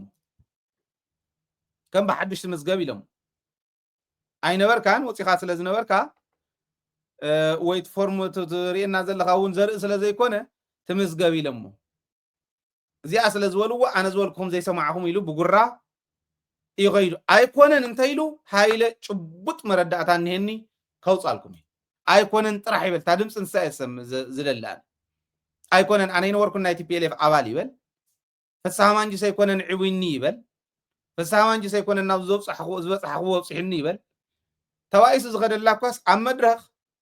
زي أفتصم يلو سوسلو زغون أزازيو نحت نسوزنا ورا الجنبار أفتصم يلو أفتصم نسوله فسامانجي سنتهم نايكور مراحتي فلتور مراحتي ديان فتصم يلو أوكي لم تقبلهم بالعل زلوا سلو زغونه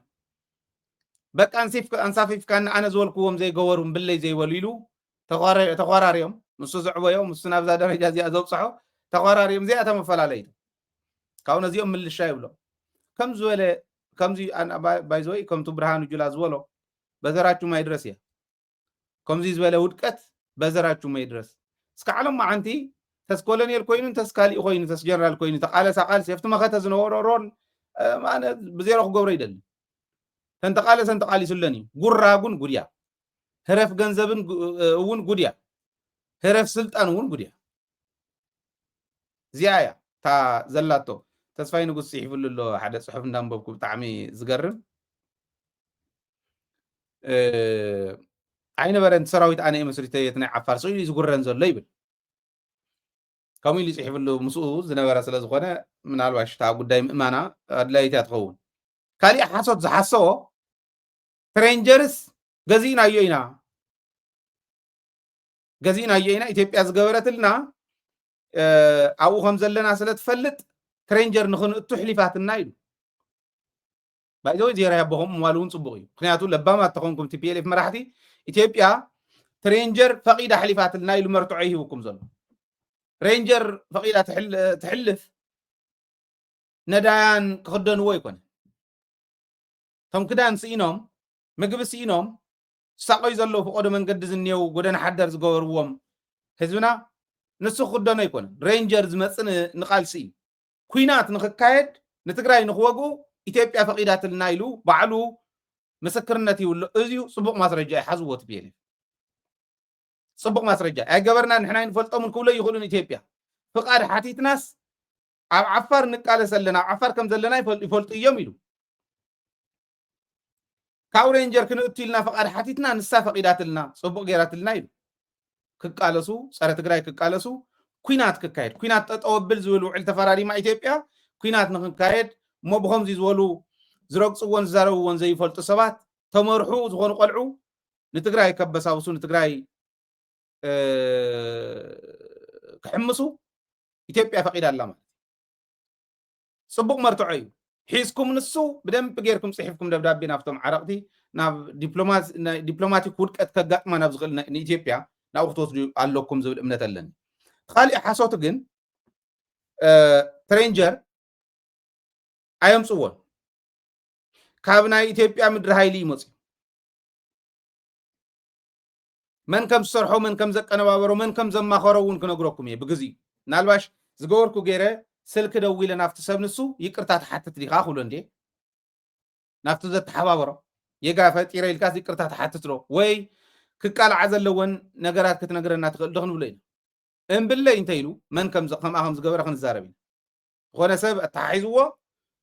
ናይ ኢትዮጵያ ሬንጀር ስለተቐየረ ቶም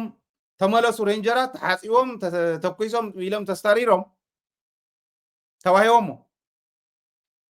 እዚአን ኣምፅኡ ነዞም ቆልዑ ሂብዎም ሬንጀር ተኸዲኖም ዝኾነ ክራር እናውቅዕ ዝኾነ ቆዛሙ ቆልዓ ኣሎ ከም እንዳገበሩ ካፍቲን ገንዘብ እውን ኢትዮጵያ ትግራይ ንክሕምሱ ዝሃበቶም ካሊእ እውን ዝሃቦም ብደገ ኮይኖም በዓል ዶክተር ተካ ዝገብርዎ ዘለው ግልፂ ኢና ንዛረቡ እዚ ኣይገበርኩን ይበል ይምፃእ መርትዖ ክሕዞ ተን ኣኼባ ዘካይድዎን ገሊአን ሪከርድ ገይረየን እየ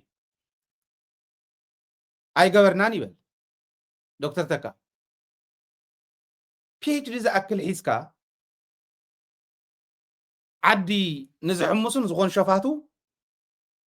ብከባቢ ተፀሚድካ ከምዚ ምግባር ጌጋ ምዃኑ ብተግባር ከርዶ እየ እዚአን ገንዘብ ሒዞም ጤሊ ሓርቢ ዝኾነ ቪድዮ ቀሪፆም ኣብ ፌስቡክ ይልጥፉ ድሕሪኡ ተመሊሶም ንኣዲስ ኣበባ ይኸዱ ገለገል እዮም ደቂ ምስኪን عبات عجلهم كفيولة حلو تلو وزر تلك مقتال كا كم دينا قبر يزخزل ترينجر قلنا يمدر هايلي كابنا إثيوبيا مدر هايلي مصيو أي تحسو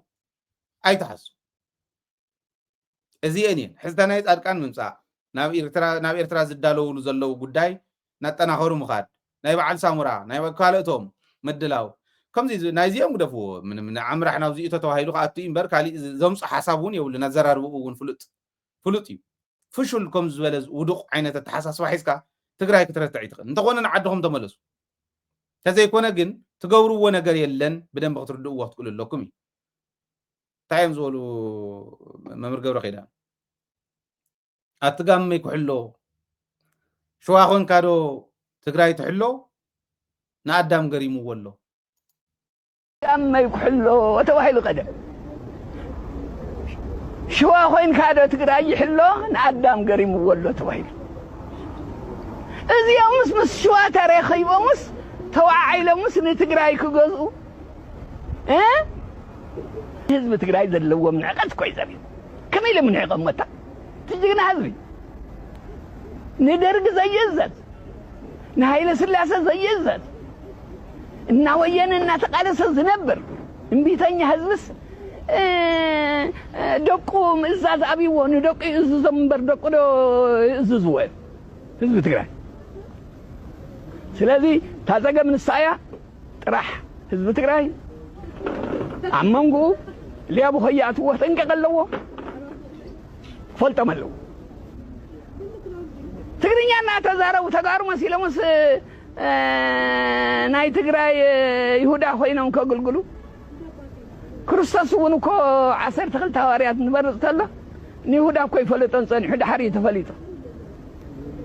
هيوني يهودا تاتلونا يهودا تات إن كان حزب تقرأي حيسكا مسكالو تسألت حزب تقرأي كوينم جزأت حزب تقرأي كون زحسب حسوتي دعمي الحزب حقهم زيهم محزنتيهم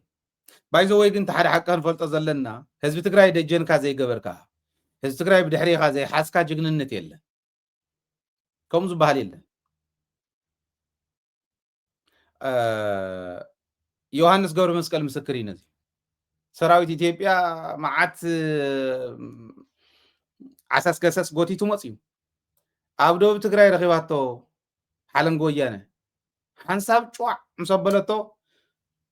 تشكر كيرو أديسابات تحريا إلا أجر ودادو قالت وايل حنت معل تسويعو دحريقنا مثلا كلا نسخة سؤالك يا خاص خلو جغننت ناتوهالس لكا تقرأي زي حاسكا جغننت يلن يميلهم تقرأي زي حازة جنرالي خليه يزبهال نقريل حزب تقرأي حسكاي حزب تقرأي كنتسأل كله ترى خنتيتي رأي ودنطرو كنتيت بقى ولا انتلو تريتو فوتو قال خطري خلو خمس تيلو فوكس كوينو يترف ده وصيو آتيو كواقع وي خالي نقرقب كنتيت كوين بقى كان فيستال فوكسو ناوزي يودو كاي بعل سامور ازنو ورم بوتا رايو وصيو خمدي ايلو تخجرو قال محتا تقبر يخمو تراسب بقى تراسب كوينو زغلو قرما موغس كالوتو منكم يو صادقان من رايو زغلو صادقان يلنا لكاس حاسوتني بحاسوت استهانت تاريخ عيزن تزقصل محاشوني جيجا ايو كم خبري نورن زغونه خوينو ازي يخبل ابزن نطبታት زين እታኻሊ ናምና ኢትዮጵያ ክንከልከለና ባጀት ናይ 2018 ነጽዲቃት ብል ኢትዮጵያ እቲ ባጀት 1.93 ዳርጋ ክሎዝ ቱ ናብ 2 ትሪሊየን 1.93 ትሪሊየን ዝኣክል ባጀት ን2018 ሒዝና ኣለና ይብሉ ናይዚዩ 73% ካብ ታክስ ኣታዊ ክረከቢል 73% ዳርጋ 1 ትሪሊየን ዝኣክል ካብ ታክሲ ኢና ንረኽቦ ይብሉ ካብ ግብሪ 236 ቢልዮን ዝኸውን ከዓ ካብ ናይ ልምዓት ኣጋራት ኢና ንረኽቦ ይብሉ 236 ቢልዮን ዝኾን ካብ ናይ ልምዓት ኣጋራት ዝተረፉ ካብ ፕሮጀክት ድጋፍን ፍሉይ ኣታውን ክንረኽቦ ኢና 2.2 ዘይተጻረየ ናይ በጀት ጉድለት ኣሎ 2.2% 2.2% ዘይተጻረየ ናይ በጀት ጉድለት ኣለና ይብሉ 1% ከዓ ዝተጻረየ ናይ በጀት ጉድለት ኣለና ይብሉ ጠቅላላ 3.2% ናይ በጀት ጉድለት ኣለዎ ጉድለትና ይብሉ ካብ ባንኪ ካብ ብሔራዊ ባንኪ ብልቃሕ ነውጾ ኣውፂና እንምልኦ እንታይ ኮነ ካብ ግምጃ ቤት ሰነድ ሽያጥ ኣፍቲዶ ከምዚ ገበርኩ እንዳተባሃለ ካብዚው እንምልኦ እዩ ዝኮን 8.9 ናይ ኢኮኖሚ ዕብየት 8.9% ናይ ኢኮኖሚ ዕብየት ከነመዝግብ ኢና ተባሂሉ ተገሚቱሉ እዩ ዘየሪኹም ኢትዮጵያ ኔጋቲቭ 8.9 እንተኮይኑላ ዕድለኛ በትሕዚ ከደ ዘላ ዝኩሉ ሰራዊት ዝወፅእ ዘሎ ቀለብ ይደሊ እዚ ኩሉ ጽዋር ዝግዛእ ዘሎ ዕዳይ እዚ ኩሉ ናይ ዋጋ ግሽበትን ካሊእን ዘሳቅዮ ዘሎ ህዝቢ ዕዳይ ትናይ ዋጋ ዝቕባበ ነቲ ዕብየት ከመይ ገይሩ ክደቕሶ ከም ዝኽእል ክትርእይዎ ትኽእል እዮም 8.9 ከነመዝግቢና እዩ ትዝገርመኒ 73% ካብ ታክስ ምዃኑ እቲ ሓደ 1.2 ትሪልየን ንመደበኛ ወፃኢ ክንገብር ኢና ይብል 1.2 ትሪልየን ዝኣክል ካብቲ 1.93 1.2 ትሪልየን ንመደበኛ ወፃኢ ክንገብር ኢና ክንምድብ ኢና 415 ቢልየን ንካፒታል ወፃኢ ክንምድብ ኢና 315 ቢልየን ንክልላት ድጋፍ ናይ ክልል መንግስታት ድጋፍ 315 ቢልየን ካብቲ 1.93 ትሪልየን 315 ቢልየን ንክልላት ድጋፍ ንትግራይ ክንደይ ይበፅሓ ይመስለኩም ካብ 12 ቢልየን ይነሩ ንትግራይ ቅድሚ ሕዚ 13 ጌርናዮ ክብሉ እዮም ሕዚ እንተበዝሐ 13 ጌርናዮ ክብሉ እዮም ቢልየን ግን እንታይ ማለት ያንሳ ክንሪኣ ኢና ካብኡ 14 ቢልየን ከዓ ንናይ ክልላት ዘላቕ ልምዓት ክንምድብ ኢና ይብሉ ጠቅላላ 319 እየን ናብ ክልላት ተመዲበን ዘሎ 329 ቢልየን ናይ ክልላት ተመዲበን እዙይ ናይ ኢትዮጵያ ዘበልዎ እዩ ናብ ትግራይ እስክነምፃዩ ንትግራይ ቅድሚ ሕዚ 12 ቢልየን እዮም ዝውዋ ነይሩ 12 ቢልየን ካብ ፌደራል ትረኽቦ ዝነበረት እዚአን 12 ቢልየን ትግራይ ግን ኢትዮጵያ ብዘውፃቶ ሪፖርት ናይ ወርቂ ጥራሕ ድረ 26 ቶን ወርቂ ረኺብና ኣብ 9 ወርሒ እዚ ኢትዮጵያ ዘውፃቶ እቲ ናይ ትግራይ ካብ ሽረ ጥራሕ 41 ናብ ክንዲዚ ወርሒ 41 ኩንታል ከይዱ ዝተባሃለ ግደፍዎ ንስሞ ንግደፎ ኢትዮጵያ ባዕላ ብዘውፃቶ ንኸይድ 26 ቶን ወርቂ ኣብ 9 ወርሒ ወሲድና ኢሎም ናይዚዩ ጠቅላላ 2 ቢልየን ዶላር ይዋግኡ ገብ ዝረኸብናዮ 2 ቢልየን ዶላር ይብሉ ካብ 26 ቶን 2 ቢልየን ዶላር ፍርቂ 50% ናይዙ ኣብ 9 ወርሒ ዝረኸብናዮ ወርቂ ናይ ትግራይ እዩ ይብሉ ሪፖርቶም የዘንብብ ዘሎ 50% ናይ ትግራይ እዩ እንታይ ማለት እዩ 1 ቢልየን ዶላር ኣብ 9 ወርሒ 1 ቢልየን ዶላር ወሲዶም ወርቂ ጥራሕ 1 ቢልየን ዶላር ኣብ 9 ወርሒ ካብ ትግራይ 1 ቢልየን ዶላር ማለት 151 ቢልየን ቅርሺ ማለት እዩ 151 ቢልየን ቅርሺ ካብ ካሊእ ዝኣቱ ግደፍዎ ክንቆፅሮ እንዲና ፀኒሕና ክንሪኦ እንዲና ግን ካሊእ ሞ ግደፍዎ 151 ቢልየን ቅርሺ ናይ ወርቂ ኣለዋ ትግራይ ማለት ሃገር እንተትኾን ትግራይ ወርቂ ጥራሕ ኣብ 9 ወርሒ ትረኽቦ ናብ ዓመት ዋላ እንተ ጌርናዮ ናብ ዓመት እንድሕር ለዊጥናዮ ክበዝሕ እንዲ ካብኡ ናብ 200 ከባቢ ክኾን እንዲ ናይ 3 ወርሒ ኢና ክንውስኸሉ ሲሶ ናይዚ ኢና ክንውስኽ ማለት ሲሶ ናይዚ ኢና ክንውስኽ ሕዚ ናብ 300 ናብ 34 ቢልየን ክንውስኸሉ ኢና ማለት 40 ቢልየን እኳ ንወስኸሉ እንተኢልናስ ካብ 151 ቢልየን 40 እንተወሲኽኩምኒ ዳርጋ ናብ 200 ከባቢ ኮይኑሎ 191 ቢልየን ኮይኑሎ ኢልና ብግምት እንተቐሚጥናዮ ማለት እዩ ورق زي أخاف تقرأي متس ناي ورق تراح يزوج زلوا 300 كلوز 300 بليون تقوينه ورق تراح كلوز 300 بليون تقوين ناي تقرأي سي تقرأي باجتا عندي 30 بليون باجتا هي عمت تابزن 30 10 تغلطة كافيدرال زمصاين تنترف 10 شمونته ناي بعلناين كاوشت أتاوي اتقبري زغفل هاجر انت خويناس ناو هاجر زغفلا قبر زغفلا تكالات اللو تقرأ كاب قبر زمص هذا بليون أي من هذا تريليون دي ميليون زلو كاب قبر زمص تعباي قبر خفاليت كاب إثيوبيا تقرأ زي ريبورت زولا يزبل له كاب هذا تريليون ولا رحن كم كل الأسئلة 10 تقلت تمقل انت تبهال 10 هاي أفتوتي أتقرأ انت تبهال وقاس هذا 100 بليون انت قميتنا هذا 100 بليون انت قميتنا ناي قبري نعم عد زعتون كندو انتيلنا زين ما بحاجر صغيري نعم عد زعتو كندو انتيلنا خلت 100 بليون دغوينو ناي ورق خلت 100 ناي قبرون خلت 100 400 بليون تقراي اللوا مالتي كاو قبرن كاو ورق توريزم ناي تقراي نورق ون خالي وني ولصي بدن بنت تسرع له توريزم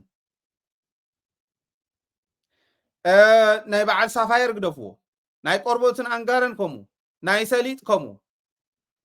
كاب تقراي زخيد زبله كله زين 400 انت الناس كندو زاكل توسيخنا لتخالي ناب 800 كلوز تو 1 تريليون باجت كله يخلي تقراي مال تقراي حدا شعت ايثيوبيا انت خيداس تقراي بدن بنت سريحه ناب 1 تريليون نصقع انت انا اسوا على خند فرق وديقنا اينا فرق انت نبلون 500 بليون instead of 30 بليون أو كند 30 بليون باجتنا تحزلا ناو 500 بليون خنزلقو نخيل معات لمعات كسرحوا زغلو قصر حدا قصر خلتا قصر 3 دا تبهله ابتا كذا دامات كسرحوا زغلو باتيونا مرب دامات كسرحوا زغلو سرح ما سرحنا رباطات ملمعو كتماتاتنا ماي مهلون ولدنا معبي اي متسددن 10 مليون حزبي زلنا نحنا صعرام حزبي حزنا تفطرو عدلنا حمدنا ماين وصيتاوي مو بزح مو اقول تفطرو عدلنا ناي تفطرو هافت زلنا ولدنا تم جغانو سرحو تاريخ تأمراو زغونه بعالم زي يركب تاريخ زلنا قرص زلنا بحتاويت صلاته موسى ونانيت زغونه عدي اب إثيوبيا تنكراتت كندتنا إثيوبيا باجت كنحزن غلينا نحنا ون كو دغفت اللونا كابناي لمعاد دغفتنا كابناي اغارنا نرغبو إلهم 336 بليون قرشي كاب دغاف كابناي لمعاد اغارات كنرغبو إلهم كاب بروجكتات كنرغبو نخل يبلنا ناي لمعاد اغارات كنفري نخل اندينا كابناي وشت اتاو خفري يخل اندي تعدي اوزينا نينا بدن بغير يحممكم تاع مواصيتنا دا نحنا نص هاجر تግራይ ممسرات ناي تحزز بلو زلخو ملسي نص هاجر تግራይ ممسرات نص هاجر تግራይ ممسرات حز عدلل كوينات زي جبرنا بحيلنا بقلصمنا هاجرنا كن مسرت نقلينا زيان مغبار حنت چنچا زدربي فتاوي حنتي سدرن دحريت ملسنا صلايلنا كم تملس بلان توسيدنا مسوعتنتنا قنسنا بزي من مسوعتنت እኳ كنقبر نخل ነገር ስለዝኾነ እዚ አሁን ገብር እንተኽኢልና ተዓዊትና ኣለና ከም ተሓዝን غዳ ዘለና ፎኪሱ ብደገ ኮይኑ ክርብሸና እሞ ጎተተት እንዳበልካ መባጋውየ ትኽየደላ ትግራይ እንተ ኮይና ግን ተዋሪድና ኣለና ማለት ተዋሪድና እንደገና ደልዲሎም መጽዮም ጎረቤ ተሰሊፎም ፖለቲካ ተቀያራይ ከምነ ፈሓይቶ ይዝግየር ሎሙ ከዓ ብጣዕሚ ዳይናሚክ تري والله أمريكا كواس كابت مالي ناي جو بايدن ناب لومي ناب ترامب كندا يسب قحيت أتدر بالله فاتيو ما يكون كا أمريكا زموت زلو كندا يسب يزوت زلو يبارم الله አላይስ ዝነወሩ መላፍንተ ዝነወሩ ብጆ ባይደን ጊዜ ሕዝናይ ትራምፕ ዋና ተቋም ተኮይኖም ከፊሎም ንሱውን ከም ዓለም ከመይ ኣትቀየር ዘለ ትማሊ ኤርትራን ኢትዮጵያን ሓቢረን መጽየን በሊዕናና لو إيرتران إثيوبيان صلاتي صحن كوخ عرق أيخله عدل أبز ما تصل أنت زي تتقيم كالو واجا نخفلك أيزغي كم عدا نقبل واجا نخفل ويس لو واحد أزغون سراح نقدميتكم أزغبهم سوات نقدميت همسينا لو واحد أزغون سراح نسرح توصلنا ناي كلنا ناي بعلنا ما نمت يوصلنا كي نسمع مع عفتيو كليلو بسلاتي دي إفز حزون فلورات النيو فيسبوك عند رزوعل أو تعدون سب كدنا جرزوعل باندان داخدن دار أيو ليوان داخدن دار أيو كنت زي أنت يمكن خليفة كاي خيل يزبل حق مخبري كم تقول الناس أدين كلا صور ندور كخم ودور ردي واحد كلا تنكرو يزبال جيجا أنت صريحون جيجا تصرحنا وردا مرحن تعلم سيخا قفد له مثل كايز كلا فرس جنا يبال كلا ندوم دات انكر كأخذ خد تصم دونا فرس هو يبال نتنكره خم يقرنا نتنكره شعبيا تنقولون فولتوينا كي يخد عنا خم ينقبر حزب إيرتران حزب تግራይን ድልየቶም ንፈልጦ ኢና ሓደ ኮይኖም ክነብሩ እዮም ዝደልዩ እዚኦም ክቕፅለሎም ተም ህዝቢ ከንታይ ንግበር ትመፁ ዝኒሄ ዕድል ፖለቲካ እንተይቀይሮ ናይ ፖለቲካ ዳይናሚክስ እንተየባላሸዎ ከመይ ገርና ንጠቕመሉ እዚኣ እያተወና ናይ ህዝቢ ትግራይ ሕቶ ክትኮን ዘለዋ እዚኣ በብ መድረኹ ብትረኽብዎ ዕድል እዚኣ እንዳበልኩም ኪዱ ትግራይ ክንቅይራ ንኽእል ኢና ቀልዲ ኣይኮነን ዘረባ ኣይኮነን ዛረብሎ ብተግባር ክንገብሮ ንኽእል ኢና ክቕየር ዝኽእል እሞ ክቕየር እውን ዝደሊ ፃዕራም ህዝቢ ሒዝካ ቶም ዝበልክዎም ሃፍቲ ሒዝካ እቲ ሕዚ ኣጋጢሙና እኒሄ ዕድል መሬትና ነምልሰሉ ብድሕሪና ዝወጋእና ዘይብሉ ዓቕሚ ኢትዮጵያ እውን ኣብ ተዳኸመሉ እዋን ኮይንና መሬትና እንተዘየምሊስና ትዝብሎ ዘለኹም እንተዘይጌርና ኢኮኖሚክሊ ጠንካራ እንተዘይኮይንና ብሚሊተሪ እውን ጠንካራ እንተዘይኮይንና መላፍንቲ እንተዘየፍሪና ፀገም እንዳበዝሐ እዩ ዝኸይድ ከምኡ እንተይኮነ ተሌልና እዚ ክንኣልዮ ይግባአና ዝብል እምነት ኣለኒ እዚ ንምግባር ተሓባቢርና ኩልና እንተይተነዓቕና ተሓጋጊዝና ክንገብሮ እንተኽኢልና ጥራሕ እዩ ክኸውን ዝኽእል ዝብል እምነት ኣለኒ እዚ ኢለ እስካዕ ሰነ 23 ዝኸይድ እዩ ፈንድሬይዚንግ ናህና ይርአን ኣለኹ 100 200 ትምስኪን ህዝቢ በቃ ደደቢት ንቅድሚት ተሳግሮ ምዃና ኣሚኑ ተረዲኡ ስለ ዝኾነ ዝሰርሕ ዘሎ ይሕግዘና ኣሎ ይርአን ኣለኹ ኢምፓክት ዝፈጥራ ግን ኣይኮናን ፅዑንቶ ዝፈጥራ ግን ኣይኮናን ፅዑንቶ ዝፈጥር ክኸውን እንተኮይኑ ለውጥ ዘምፅእ ክኸውን እንተኮይኑ ብደገ ዘለኹም በታ ትርእይዋ ዘለኹም ሕዚ ናይ ኣውስትራልያን ናሽናል ኣውስትራልያን ባንክ ናብ ዝበሃል ኣካውንትና እያ ናይ ደደቢት እዛ ሕዚ ትርእይዋ ዘለኹም ቆፃል ከዓ ብሞባይል ብደንቢ ክትስእልዋ ትኽእሉ ኢኹም ወይ ተቁፅሩ ክትሕዝዋ ትኽእሉ ኢኹም ናብዚኣ ሓግዙና ኣነ ብል ኣለኹ ንሃይለ ሳላኹም ሳላ ቃልሲ ህዝቢ ትግራይ ሳላ መስዋእቲ መላምል ደቂ ህዝቢ ሓተይ እውን ሓዊሱ ሃፍተይ ኣብዚኣ ገይሮሞ እዮም ዜርያ ኣቦ ራብዓይ ክፍሊ ኣኽሎኢ ትግራዋይ ይመለሰብ ዝበሃለሉ እዋን ከምኡ እንተንዘልቕ ነርና ንሕና ይመተማሃርና ኣብቲ በፂሐ ዘለኹ ይመበፃሕኩም ቃልሲ ወለደይ መላእ ህዝቢ ትግራይ ወለዲ ህዝቢ ትግራይ መናእሰይ ህዝቢ ትግራይ ብግዚኡ መስዋእትነት ዝኸፈሉ ናታቶም ርሲት ኢና ንሕና ናይቲ ቃልሲ ርሲት ኢና ንሕና ትቃልሲ ኢንቮይስ ዝበሃለሉ ሓቂ ከምዚ ማለት ቅብሊት ማለት ቅብሊት ወይ ከዓ ርሲት ንብሎ ርሲት ቃልስና ትሕሉፍ ቃልሲ ንሕና ኢና ኣፍሪና ኮብዚ ኣብፅሒና ሃፍተይ ኣብዚኣ ንባዕለይ እኹል እየ ሳላኹም ሳላ ቃልሲ ህዝቢ ትግራይ ናብ ሚድያ እዚኣ ግን ተድልየኩም እያ ሃይለ እንድሕር ዘፅልኦ ሰብ ሃሊቱ ሚድያ ዳሓን ሃይለ ኣብዚኣ ይፀንሓልካ ንሽግር የብልን ክቕበልዎ እዚ ሚድያ ግን የድልየኩም የድልየና እዩ ህዝቢ ትግራይ ከም ዝበለ ሚድያ የድልየ ብኢጎ ተወጢርና ይንኸይድ ሃይለ ፅይቕ እንተሃልዩ ሃይለ ፅባሕ ንጎ ብሓደሽቲ ጋዜጠኛታት እናተተክእ ኸድ ትካል እንተሃሊና ጥራሕ ኢና ክነሽንፍ ንኽእል ህዝብና በቱ ሕዚ ዘርድኦ ዝነበርኩ እስካዕ ሕዚ እናተቃለስና ዝመፃናሉ ብዙሕ ትሪፍ እዩ ፀገም የብልና ንክብል ኣይክእልን ሰባት ስለ ዝኾንና ጉድለት ክህልወና እዩ ጉድለትና እናስተኻኸልና ትካልና ግን እንዳተኸልና ክንከደለን እዚኣ ተድልየኩም እያ ኣነ ፅውዕ ኣለኹ ተዓቕመይ እንዳገበርኩ እየ ዝኸድ ዘለኹ እናተቃለስኩ እዚኣ እንተዘሊቓ ግን ብደንቢ ከም ህዝቢ ክንስዕረሉ እንኽእለሉ መንገዲ ናጣጣሕና ክንከድ እንተኮይንና እዚኣ እንተዘሊቓ ስለ ዝኾነት ደደቢት ብምሕጋዝ እጃምኩም ተዋፅኡ እየ ዝብል ኣብ ታሕቲ ኣለኩም ጎፈንድሚ ሕጂ እውን ይሕብር እየ ዘለኹ ስለቲ ድግፎ ይኮነ ጎፈንድሚ ኣብ ኣላ ከፊላ ከፊላ ኣላ ፔይፓል እውን ኣብ ኣላ ከፊላ ከፊላ ኣላ ደገፈ የለን ኣብ ዓዲ ጥራሕ የታ ኢምፓክት ዝሪኣ ዘለኹ حنا نمزقب لنا توم زخافل زلو حز حق زلو صباح نقول أبالات ددبيتي ناي ددبيت شير هولدرز يمكن كم أجيرنا إن الدلاديلنا هزباوي تخون الميديا كابوليس نلعلت فرح بعدي